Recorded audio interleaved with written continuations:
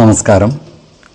വേദാംഗ ജ്യോതിഷത്തിലെ അമൂല്യമായ അറിവുകളും ആധ്യാത്മിക ജ്ഞാന ഉപദേശങ്ങളും പകർന്നു തരുന്ന പ്രശാന്തം ആസ്ട്രോ ചാനലിലേക്ക് ഏവർക്കും സ്വാഗതം. ഈ ചാനൽ ഇതുവരെയും സബ്സ്ക്രൈബ് ചെയ്യാത്തവർ ഇപ്പോൾ തന്നെ സബ്സ്ക്രൈബ് ചെയ്യുക. നോട്ടിഫിക്കേഷൻ ലഭിക്കുന്നതിനായി ബെൽ ബട്ടൺ അമർത്തുമല്ലോ. ഒപ്പം ചാനൽ ലൈക്ക് ചെയ്യുക, ഷെയർ ചെയ്യുക, കമൻറ്റ് ചെയ്യുക. കൊല്ലവർഷം 1199 എടവ സംക്രമം ആയില്യം നക്ഷത്രത്തിലാണ്.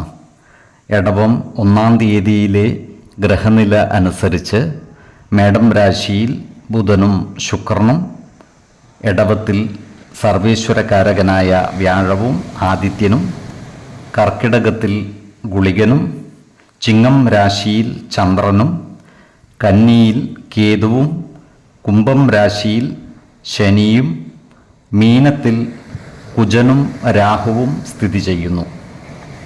അനിഴം നക്ഷത്രത്തിൽ ജനിച്ചവർക്ക് ഇടവമാസം പൊതുവെ ഗുണഫലങ്ങൾ കൂടിയിരിക്കും. ഈ നക്ഷത്രക്കാർക്ക് കർമ്മ മേഖലയിൽ കാര്യങ്ങൾ അനുകൂലമായി വരുന്നതാണ്. കുടുംബ കാര്യങ്ങളിൽ ഇടപെടുവാനും കുടുംബ അംഗങ്ങളുമായി നല്ല സ്നേഹ സൗഹൃദ ബന്ധങ്ങൾ നിലനിർത്തുവാനും ഇവർക്ക് സാധിക്കുന്നതാണ്. എല്ലാ കാര്യങ്ങളിലും മേധാവിത്വം പുലർത്തുവാൻ ഇവർക്ക് സാധിക്കും. എന്നാൽ കുടുംബ കാര്യങ്ങളിലുള്ള അനാവശ്യ ഇടപെടലുകളും ഭാഷണങ്ങളും ഒഴിവാക്കുവാൻ പരമാവധി പരിശ്രമിക്കുകയും വേണം. ഏജൻസി പ്രവർത്തനങ്ങൾ നടത്തുന്ന ഈ നക്ഷത്രക്കാർക്ക് സാമ്പത്തിക നേട്ടം കൈവരിക്കുവാൻ സാധിക്കുന്നതുമാണ്. അതുപോലെ പരസ്യ മേഖലയുമായി ബന്ധപ്പെട്ട് പ്രവർത്തിക്കുന്നവർക്കും വരുമാന വർധനവ് ഉണ്ടാകുന്നതാണ്. ഈ നക്ഷത്രക്കാർ പുതിയ ചില എഗ്രിമെൻറ്റുകളിൽ ഏർപ്പെടുവാൻ ഇടയുണ്ട്. എന്നാൽ ഏത് എഗ്രിമെൻറ്റിലും ഒപ്പുവെക്കുന്നതിന് മുൻപ് അതിൻ്റെ നിയമ സാധുതകൾ കൃത്യമായി മനസ്സിലാക്കേണ്ടതുമാണ്. വേണമെങ്കിൽ ഒരു നിയമജ്ഞനിൽ നിന്നും നിയമ ഉപദേശം തേടുന്നത് ഗുണകരമായിരിക്കും. ഈ നക്ഷത്രക്കാരായ സാഹിത്യകാരന്മാർക്കും സംഗീതജ്ഞർക്കും വളരെ അനുകൂലമായ കാലമാണ്. നൂതന സൃഷ്ടികളിലൂടെ സമൂഹ മനസ്സിൻ്റെ അംഗീകാരം നേടിയെടുക്കുവാൻ ഇവർക്ക് സാധിക്കുന്നതുമാണ്. പലവിധ ബഹുമതികളും പുരസ്കാരങ്ങളും ഇവരെ തേടിയെത്തിയാൽ അത്ഭുതപ്പെടുവാനുമില്ല. ഈ നക്ഷത്രക്കാർ അവരുടെ ഭവനങ്ങൾ മോടി പിടിപ്പിക്കുകയോ ചില പരിഷ്കാരങ്ങൾ വരുത്തുകയോ ചെയ്യുവാനുള്ള സാധ്യതകൾ കാണുന്നുണ്ട്.